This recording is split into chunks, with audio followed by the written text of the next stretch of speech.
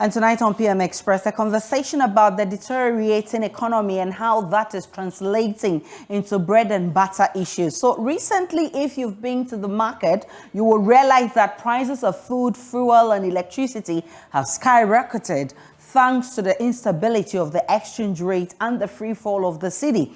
The Agric Ministry, in fact, has had to intervene by assuring that it will facilitate the transportation of food from the farm gates to Accra to make it cheaper on the market. Well, in all of these, salaries of workers have not been increased. Already, UTAG, Tewe and others are on strike to demand for better condition of service.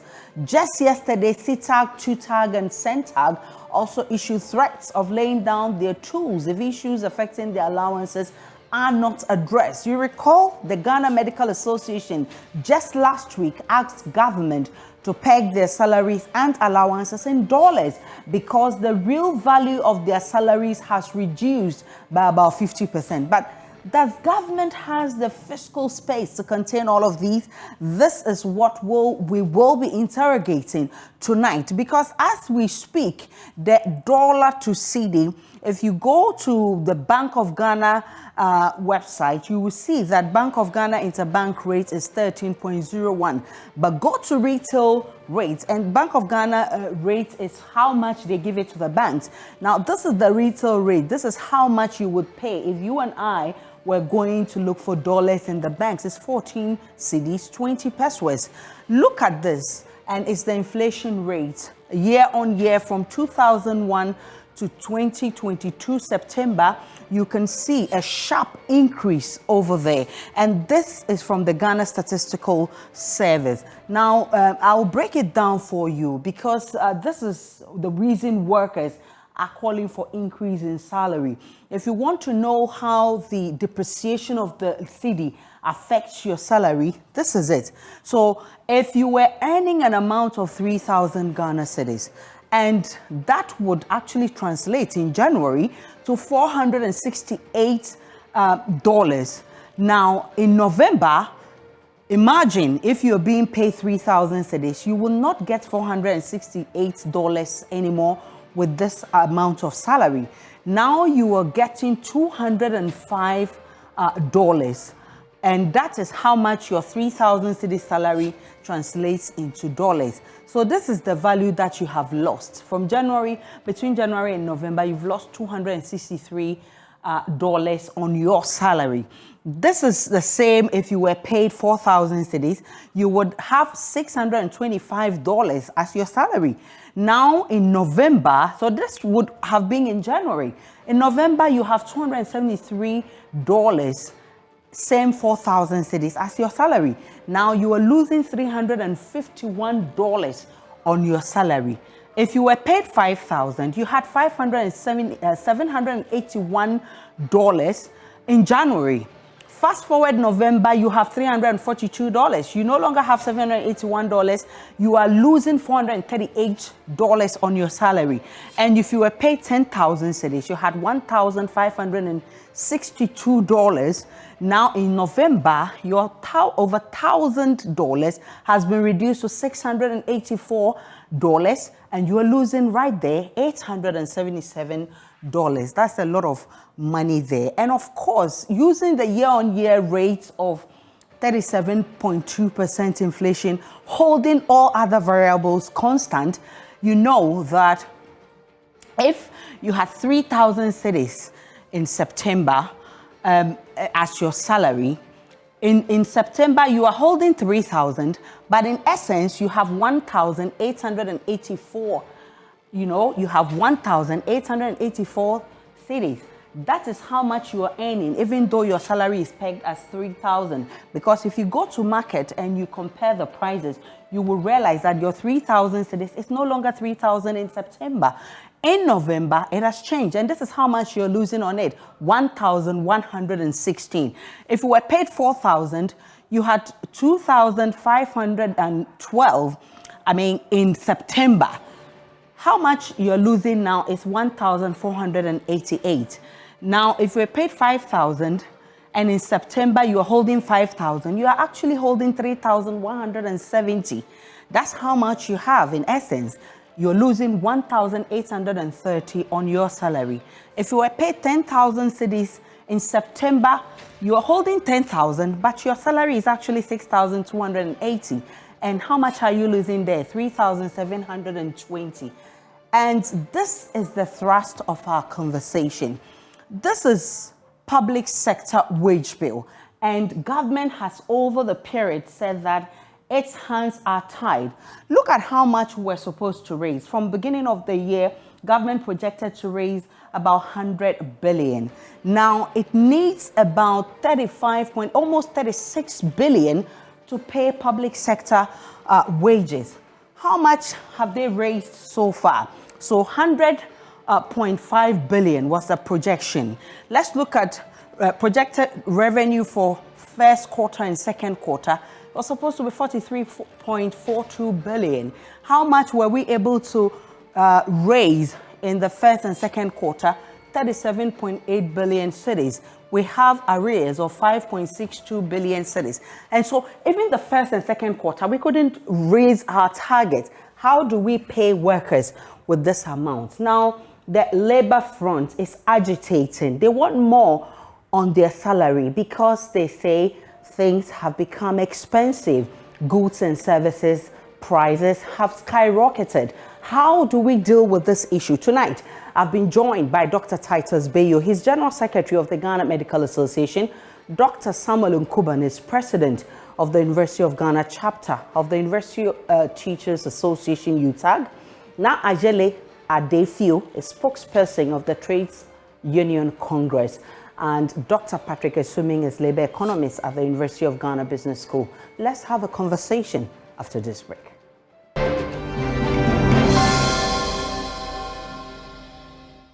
Welcome back to PM Express. My name is Aisha Ibrahim. Many thanks for choosing us. And let me say thank you, gentlemen, for joining. Let me start with you, Dr. Nkuban. You have been on strike indefinitely, mainly on allowances. In fact, for most of the strikes I have seen you embark on this year, it has been for allowances. We all understand that the situation has not been the best. But why are your demands endless so that we have had to go back and forth with these strikes? Well, thank you very much, and good evening to viewers, and good evening to panelists as well. In the case of the unions in relation to the current strike action that has been declared, it's got to do with not because we are asking for more, but because what we had agreed with government unilaterally varies that to our disadvantage without recourse to us. And so we've been at the point where fuel prices, in terms of what the ex-pump rate is that which determines where you stay and go to work. And that also reflects what you spend in terms of maintaining your vehicle if you are driving, or maintaining a motorbike or a bicycle if you were using any of those gadgets. Now, the case is that from 2021, there was a release by government in terms of what the ex-pump rate would be, and that influences our allowances in relation to vehicle maintenance and the fact that you live off campus and then you have to go work on campus. 2021 in June, we had an agreement with government that given the price hikes in fuel, twice every year there would be an upward review based on the current ex-pump rate. We agreed this in June. The expectation was that December 2021 there will be a review. There wasn't a review. Then in June 2022, a review comes announced by government, and the usual practice of applying that to these other allowances, government, after paying 1 month, says that it no longer applies.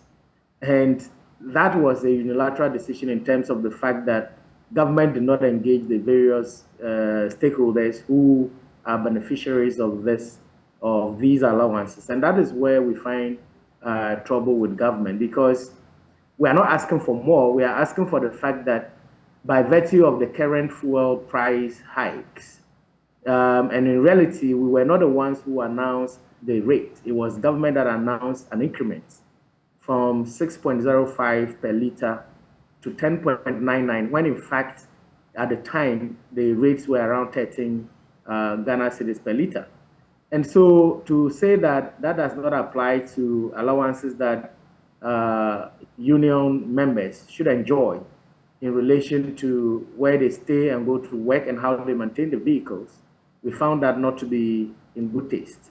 Besides, the usual thing is that if it is the case that you agree that we are deserving of it and you cannot pay immediately, where we have been in terms of the bottleneck is that government is currently aware and is certainly aware that we are deserving of this. If you are not able to pay, what Labour Commission has been asking of them is to say, engage the unions and set terms of payment, how you are going to pay, because reality is that we've provided letters that communicated same previously and communicated same currently.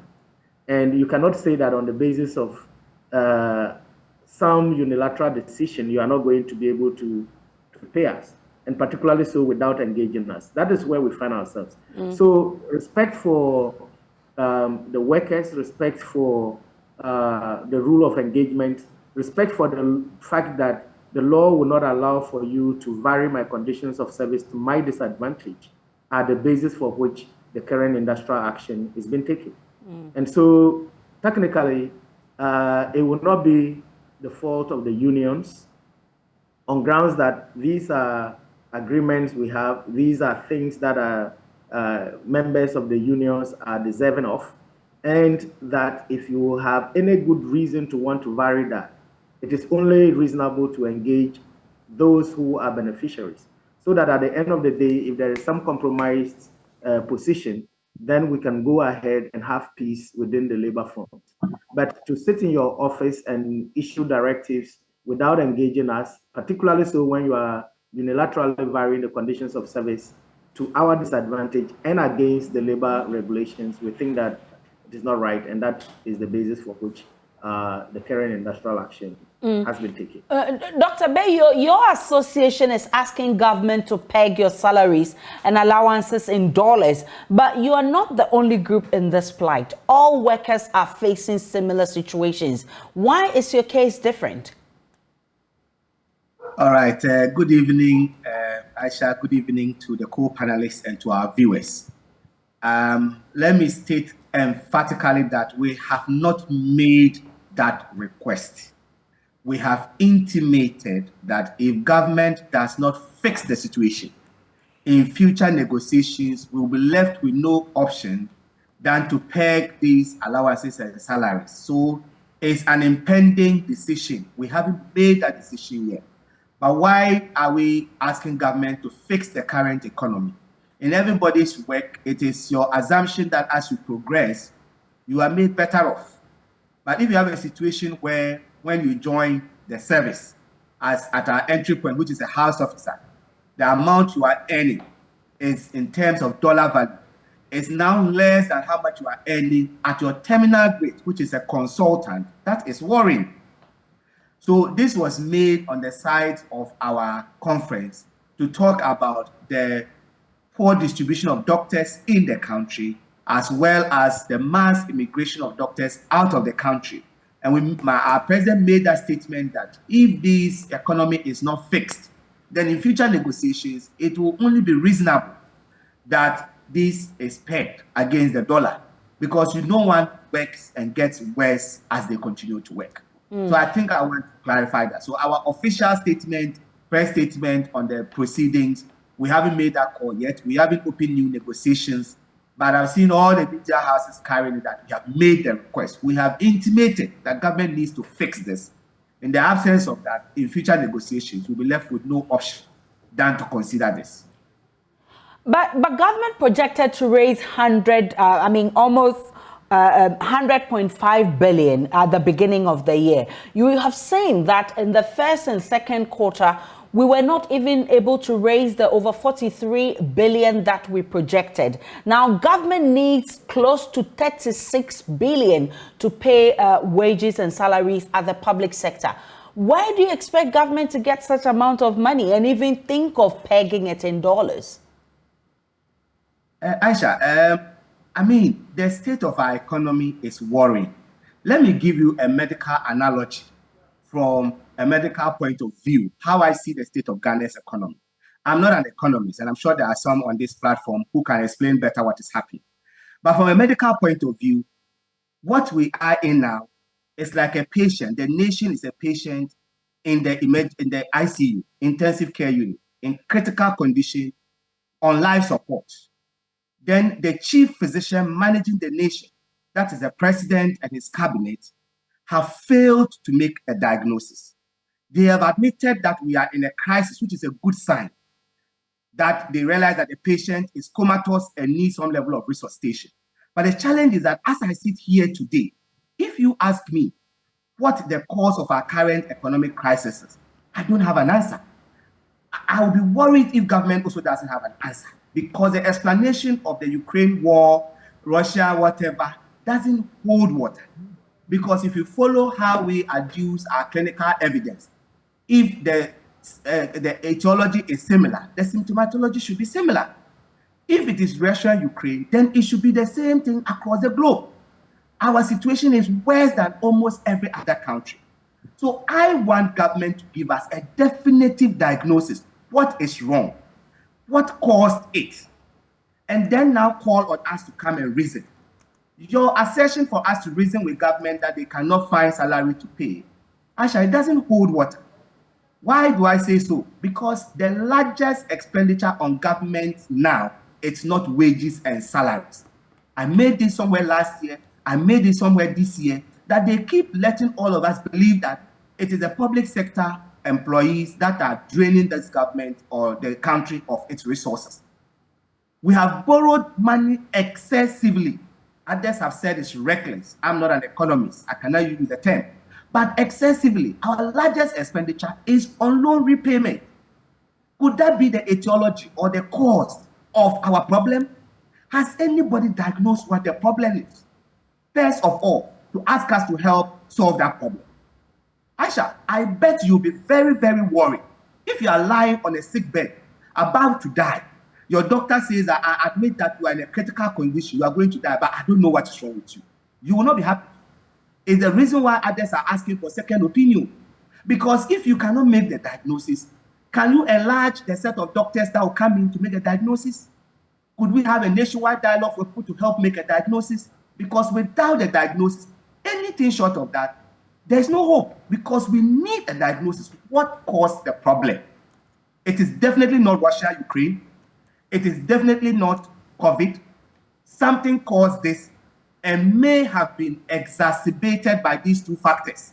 Somebody must tell us what has caused it and ask the nation to join in finding a solution after we have identified the cause. If it is malaria, we give an anti-malaria. If it's a fungal infection, we give antifungal agent. If you're having malaria and somebody gives an antifungal agent, they are wasting the drug and may just give you side effects. So I will not agree with your assertion if we are looking at the greatest component of government expenditure today is loan repayment.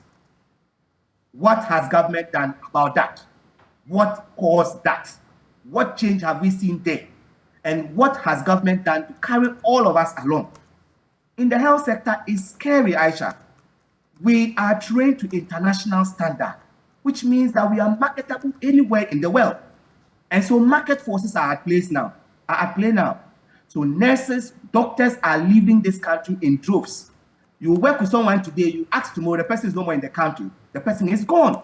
It's worse than several years ago when I first joined the service. In those times when we graduate from medical school, before our graduation, half of the class will be gone. Now it is our most experienced nurses, doctors that are leaving because their skills are needed and will better be appreciated elsewhere. Government should give us a diagnosis. Thankfully, Dr. Suming is here on this discussion. I know, Dr. Suming, that you are not a member of government, but I also know that you carry a lot of research in this area. What is wrong? Dr. Bayo wants a diagnosis. Do you know? Good evening, and good evening to my president and Dr. Bayo. So I think as for what is wrong with the economy, it's a series of problems. I think, we've been told. I mean, the impression has been created that the majority of it is Russia and Ukraine, and then the COVID. You cannot deny that the Russia and Ukraine issues have contributed to the problems that we have. At the same time, you cannot say that all our problems come from the Russia-Ukraine war, because the economy has challenges. Some of the challenges have been there for long. Some of the challenges have come from some decisions we've made or refused to make. So I think in terms of what caused this, well, there's some part of how the economy has been managed. I think that when we had opportunities to make changes that will bring lasting improvement by way of changing the structure, we didn't do it.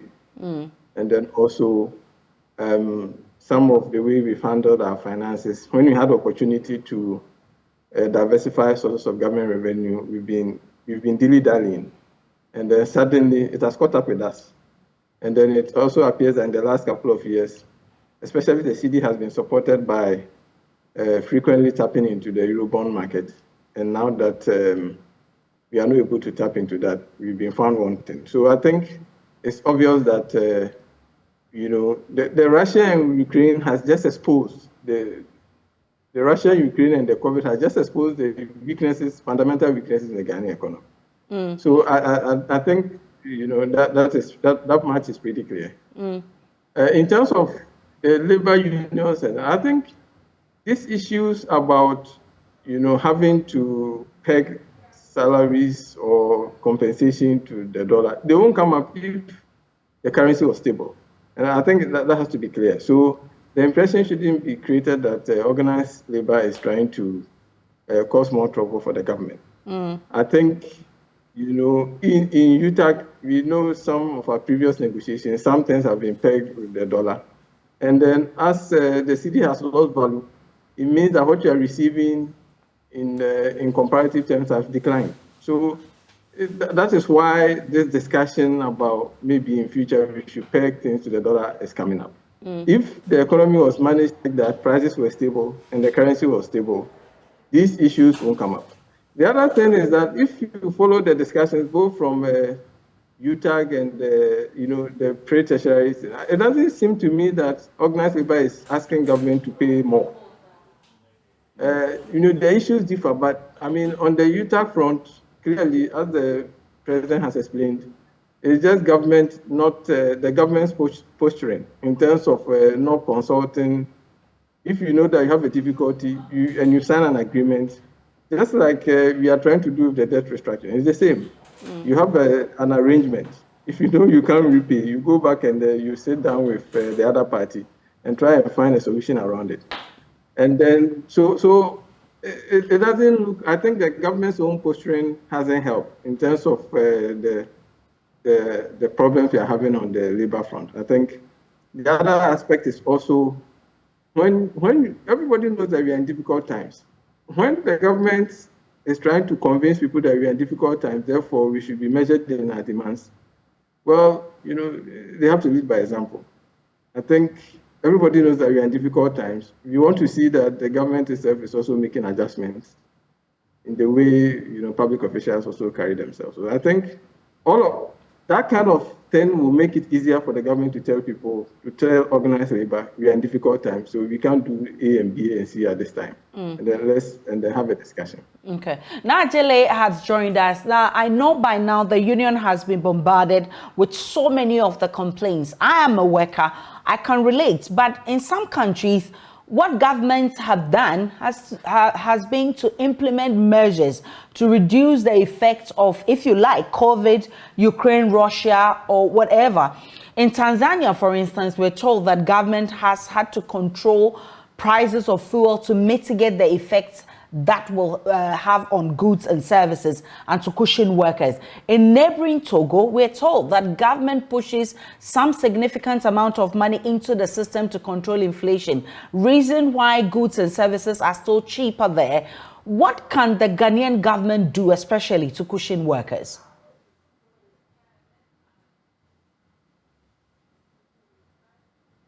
That question. Hello, can you hear me? Yes, Nayeli, loud and clear. You're asking what Ghanaian government should do. So I wish you would ask the people in government that question. What does the unions want? What do workers want from government? I'm Well, sure. first and foremost, you are a worker. What do you want the government to do for you? I think if you're looking at, when you're asking the question this way, then it seems as if it's them and us. You're a Ghanaian worker, what do? Workers have almost dissipated their meager savings. The other day we were jokingly saying that, well, maybe our salaries should be doubled. But will that solve the question? It doesn't, because things and the prices keep shooting and hiking and going up. So all of us should ask ourselves as working people, shouldn't policies be changing? We've said time and again that, for instance, if you look at petroleum products, double taxation, triple, the taxes are too many. You compare Ghana to other countries and their fuel prices that shot up. Some have come down and are still coming down. What is our government doing about the so many taxes that you find on petroleum products, for example? So that is one. And today or tomorrow, I understand they're going to start the minimum wage negotiations, for succeeding years. So is it that you're going to ask that your salaries be doubled, you're going to ask for COLA, or what exactly are you going to ask for? As an ordinary worker, we're looking at all these things and you would wonder what perhaps government could do to help or change the situation. So, as a worker, perhaps you should ask yourself, what should government be doing? Shouldn't policies be changing? Because if you're telling us it's a global problem and others are doing something to support or pushing their workers and their general population, what should our government be doing by now? I want to be comfortable. I want to be able to live within the salary that I take or my taking. If that is not the case, then, well, me, like you, like the other worker, should push the government to act. Because people are truly, truly suffering. I am working. You're also working. What about those who are not? How do they manage and pull through the month and the year? So these are things that we should be asking ourselves. We as Ghanaians should be saying, it's not what do the unions want. What do we want? What are the changes that we should look for as a people? What should we be asking governments to do? So those are, for me, the issues. Role of TUC in ensuring that this happens? Well, I suppose you heard the TUC talk time and again that, for instance, if you are putting in measures, what are the measures that you put in to ensure that people are comfortable, not that comfortable, but are able to live with what they take home?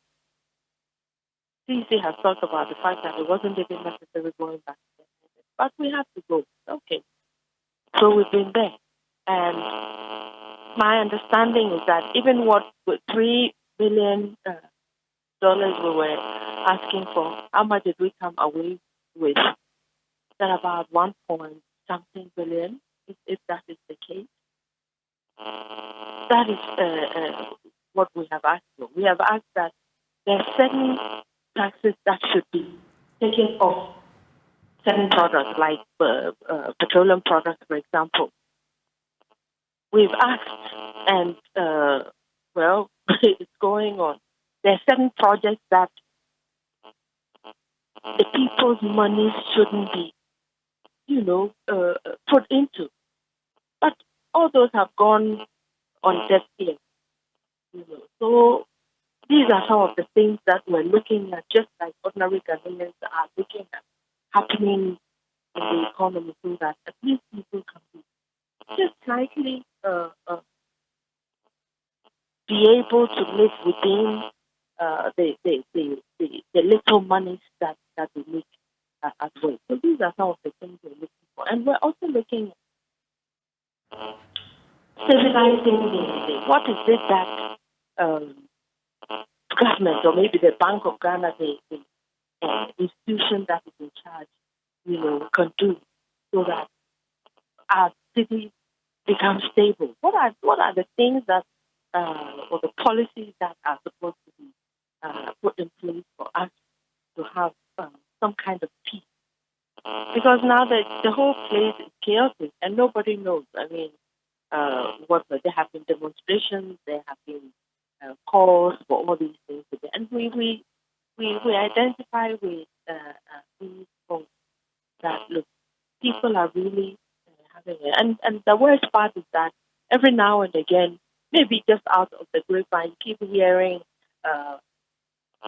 very unsavory stories about things that maybe people in government or people in leadership are doing, which happen not to be helping us as a people.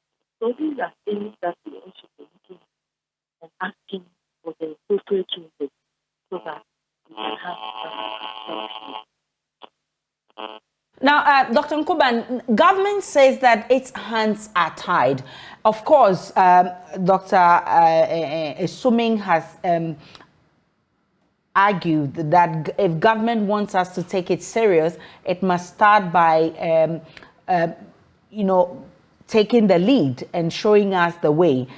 Government must cut down costs, and there have been calls for government to reduce the size of government and all of that. Indeed, the president in his last address to the nation a few days ago admitted that times are hard, but he says he will fix it. Are you not being inconsiderate, still, pushing government to give you all those demands? Thank you, Aisha. The reality on the ground is that you did a good lot of justice with the statistics that you put out before we started this conversation. And so if I were earning 10,000 Ghana cedis last month, the value of it is different today.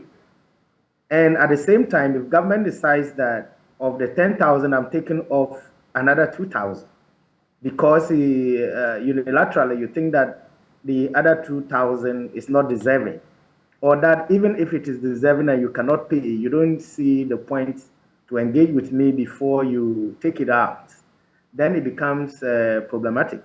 So what I could do with 10,000 yesterday, I cannot do same with that today.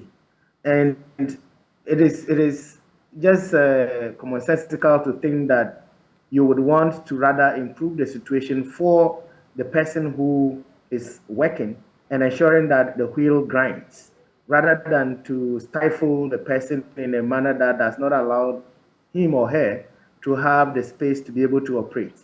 And I would want to touch base with some of the comments that were made. If you will recall, from 2004 all through to about 2011, UTAC never went on strike. Reason was simple, because our salary at the time was tied to the dollar. And so the entry point of a lecturer's salary as of the close of 2008 stood at silly equivalent of $1,500. Today, the entry point of a professor does not translate to $1,000. And that is the difficulty, because ultimately, if we have to survive in the system where price hikes are the way they are, then of course going into the future, the recognition that our city is not something that helps us in terms of what we need to do in order to survive as workers, then of course we may have to be gravitating towards pegging the salary levels of our workers to the dollar. Aside that, in terms of what the real problem is, I think that there have been the oversize of government is not something that we need to belabor the point about. It's real. And it's real in the sense that I'll give you some graphics in terms of the fact that you have a Ministry of Agriculture that has a minister and deputies and chief directors and other staff. And then you have an agency that also draws on the budget called Planting for Food and Jobs. That has a CEO who is drawing. And it is not me who is going to say this. I've heard several other public officers, including current government officials, say same about the fact that there is a need to do something about the size of government. And so, and also about the fact that if you want me to tighten my belt because of some difficulties, if you exhibit such opulence that is suggestive that everything is fine, then you cannot expect that workers would be the ones to tighten their belts whilst you are flying luxurious jets. And so many of the things that happen, they are kind of a reflection of what government needs to do to assure the ordinary person who needs to go to the market and get some tomatoes that we are willing to make sacrifices. And we are appealing to you to also sacrifice. If that appeal has not been made, and you're sitting in the comfort of your office and you want to issue directives that disadvantage me, when I think otherwise that you are not living the reality of the fact that our country is broke, then it becomes challenging for workers to be able to come along with you. And that is where I find difficulty with. Point is this also, that in terms of borrowing, excessive borrowing has been an issue. Where are we borrowing from? We are borrowing from private businesses and private individuals. If it were established sources of institutions and countries, then it is possible to say that given the current circumstances of Ukraine, Russia, given COVID and given other, can we have debt relief? But if you have borrowed from a private individual who wants to make his profits, what negotiation are you going to have in terms of getting debt relief? So the Eurobond thing has been one of the key challenges, because to borrow on the Eurobond market means that you are borrowing from private businesses and you are borrowing from individuals who have money to give to the state. And they are looking for their returns. You cannot go and negotiate with a private business person who put his money in knowing that this was what I'm going to get at the end of this time, and expect that you get debt relief. And so I should think that the interest payments on our loans and what have you, which my colleague, Dr. Abeyo, alluded to, is a critical one that we need to think about. So cutting down the size of government and government expenditure, looking at how we can quickly settle our loans and revert to established sources where if the need arises because of crisis of this kind, we can go for debt relief or debt cancellation, in fact. If we don't go quickly in that direction, I think that it will take us a while, because I don't see the light at the end of the tunnel as we speak. Dr. Bayo, so between now to December, what exactly do you want to see government do, at least for us to have a better start of 2023? Thank you very much. I think what I would want to see my government do is demonstrate that they appreciate that we are in crisis. They have said that we are in crisis. They should demonstrate that by reducing the size of government. That's the first thing on the shopping list. Reduce the size of government drastically and let us know that you realize that we are in difficult times. Let government officials reduce the opulent display of wealth around when others are struggling. to lower the anger of people. Government should use a consultative stakeholder platform, rather than what they have done, where they call few labor unions and talk to them, give them information. That is not consultation. We saw what happened in the past, where we had a century forum, we all went to sit down, everybody brought their ideas. Aisha, if you are in crisis, you must acknowledge that, especially when you don't have a diagnosis of what caused the crisis, or if you know it and you have not made us know same. I know what has aggravated this crisis, but I do not know what has caused the crisis. Tell me what caused the crisis. If somebody needs to apologize, let the person apologize to us. Call all of us together. Give us the opportunity to bring our little minds. I may not be an economist, but I can tell the impact of this on healthcare and what can be done. Else, by the time we fix this, other things will be bad. The final thing is that government communication must change. I don't know if they are monitoring this. Anytime they come up with a little solution, they convince the entire nation to believe that that single intervention is the panacea to all our problems. It happened with e-levy, and it failed woefully. The same thing is happening to IMF. Every communication now is that once IMF comes on board, all our problems will be solved. I doubt that.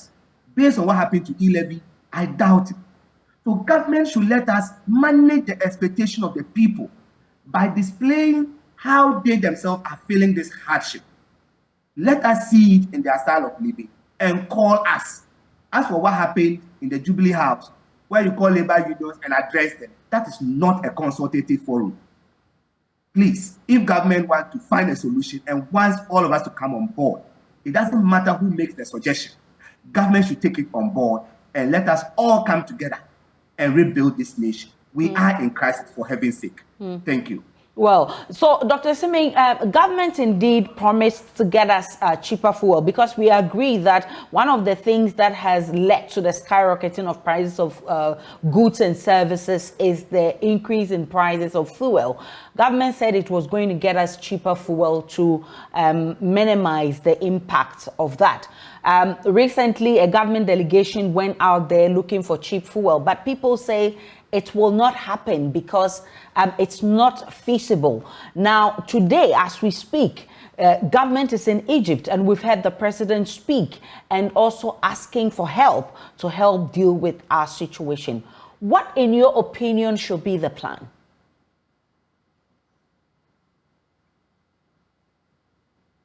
I think, you know, I will start with where Dr. Bayu left off, and that is, you know, government's communication strategy.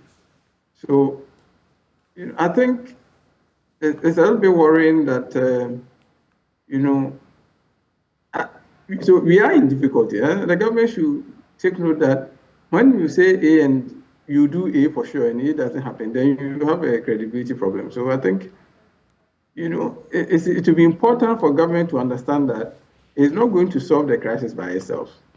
It needs the people of Ghana to be able to address the challenges we have. The government alone will not address. Because if you look at the depth of the problems and the crisis we are in, it's going to require a lot of difficult decisions, a lot of tough decisions, and the people are going to be forced to, you know, face some difficulties. And you are better off, you know, getting people on your side. If you are negotiating with IMF, and then it's not an inclusive process, and then you finish, and you come and put the proposals down, and then labor unions and other people are kicking against it, you're really going to face a lot of difficulty. So I think whatever strategies there are, you know, I think the government should change its posturing in terms of, you know, where we are going and how it engages with people. Because if we think that it will sit and negotiate with the IMF and come back and communicate with the people of Ghana, and then people will just quietly swallow the painful choices, I think it's completely mistaken. So, you know, I hope that it starts from there. As for the issue about we are going to get cheap fuel, or we are going, you know, and then also the president saying that there's not going to be haircut and all. First of all, when the president speaks and the information minister finds it necessary to clarify, you know there's a problem. Because the president should speak clearly, and then it should be to ordinary people, and everybody should know That is what the president is saying. We don't want to get a situation where the president says something and it doesn't happen. If this happens consistently, what we are going to have is that, nobody would listen to what the president is saying and take it seriously. So I think they should tackle that aspect. As for the real choices that we are facing, it's coming. So, so there are discussions about what we have to do with tax reforms, what we have to do with government revenue. I think the points have been widely raised and widely discussed. I think at this point, really is the strategy about how we are going to go about it and how we are going to tell the people of Ghana that, yes, we are in difficulties, and convince us that what we are doing now is going to be better for us to believe. Because sometimes it's not, and Dr. Bayo is here. I mean, I feel that sometimes when you go to the hospital and then you see the doctor, and then the doctor has examined you, even without giving you something, that's enough, because you know that once the doctor has seen you, psychologically you're going to feel better, and that's good enough. If we have a situation where the people of Ghana don't believe in the strategy of the government and don't believe in what the president is telling us, there's going to be real trouble. It doesn't matter how good the policies are, it's really going to suffer. So I think beyond whatever ideas and strategies they have, they really have to think carefully when they are putting out information to the people of Ghana and make sure that they are credible and they are as honest as possible in their communication, and then ensure that they get the people of Ghana on board. Well, this is a situation that we all find ourselves in, and it is something that we're hoping that government will deal with. Once government has shown us the way that it's putting in measures to deal with the cedi depreciation, get us cheaper fuel. I mean, it is something that we are all expectant that government will fulfill these promises that, and just like Dr. Suming, you've said, government must be credible. If you are credible, people will believe in your approach to solving stuff. Now, Dr. Bayo says, show us what the problem is. Be open to us and invite us. We will understand your plight. But if you don't tell us what the problem is, we definitely won't understand you. This is a conversation that has started. We definitely must see the end of this, because workers must be able to match their salary with their living. And so we'll continue with this conversation. I want to thank you, gentlemen, for joining this discussion. I'm grateful. Dr. Nkuban is the president of the University of Ghana chapter of UTAG. Dr. Bayo is general secretary of the Ghana Medical Association.